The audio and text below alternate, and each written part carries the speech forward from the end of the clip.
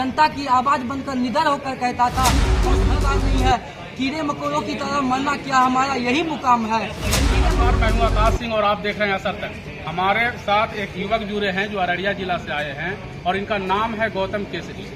ये युवक बिहार के पत्रकार, जिन्हें आप लोग बखूबी जानते होंगे, मनीष कश्यप को, जिनके ऊपर एक कविता लिखे हैं। आइए क्या है वो कविता, ये सुनने का कोशिश करेंगे हम लोग और जानने की कोशिश करेंगे। सबसे पहले तो आपको मेरे चैनल में बहुत बहुत स्वागत है। बहुत बहुत धन्यवाद। आपके चैनल के माध्यम से जितने भी दर्शक देख रहे हैं उन सबको मैं प्रणाम है। मेरा नाम गौतम केसरी हुआ, मैं अररिया जिले से आता हूँ।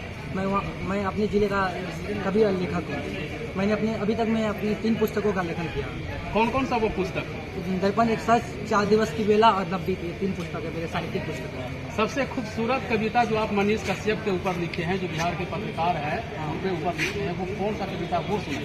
हाँ, वो कविता खूबसूरत हो ना हो, लेकिन इसलिए महत्वपूर्ण है क्योंकि मुझे लगा कि वो व्यक्ति जो समाज के लिए इतना किया, उसे न्याय मिलना चाहिए। तो मैंने उनके न्याय के लिए एक कविता लिखी है। बहुत छोटी सी कविता है, लेकिन मैं सुनाऊंगा जरूर। पत्रकारिता का नवदीप बनकर वो क्रांति लाया था, पत्रकारिता का नवदीप बनकर वो क्रांति लाया था। सत्ता के गलियारों में किस तरह आंधी आया था। राजा को राजा, चोर को चोर कहने की हिम्मत रखता था।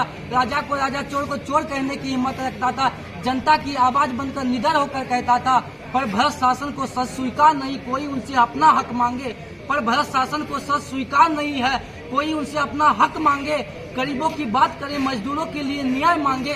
गरीबों की बात करें, मजदूरों के लिए न्याय मांगे। लोकतंत्र में अपनी हक की बात करना क्या हमारा अधिकार नहीं है।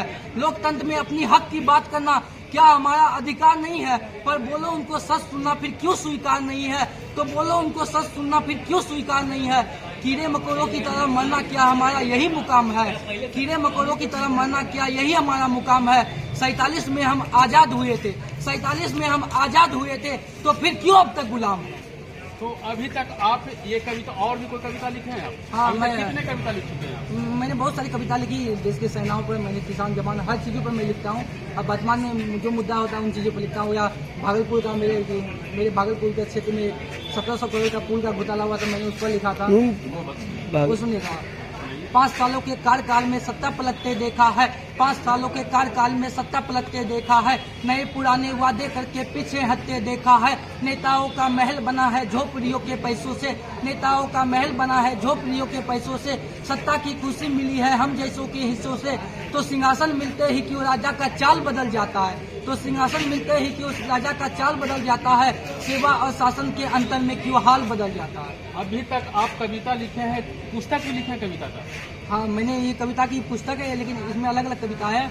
जो वर्तमान मुद्दा पर होता है तो मैं उसे हमेशा लिखता ही रहता हूँ।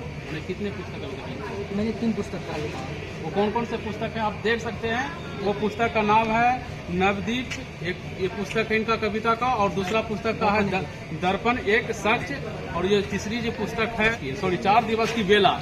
तो आप इस भाई को आगे बढ़ाइए। इतने अच्छे कविता लिखते हैं, जो अररिया से आते हैं और इतने अच्छे कविता लिखते हैं, तो इस भाई को आगे बढ़ाइए।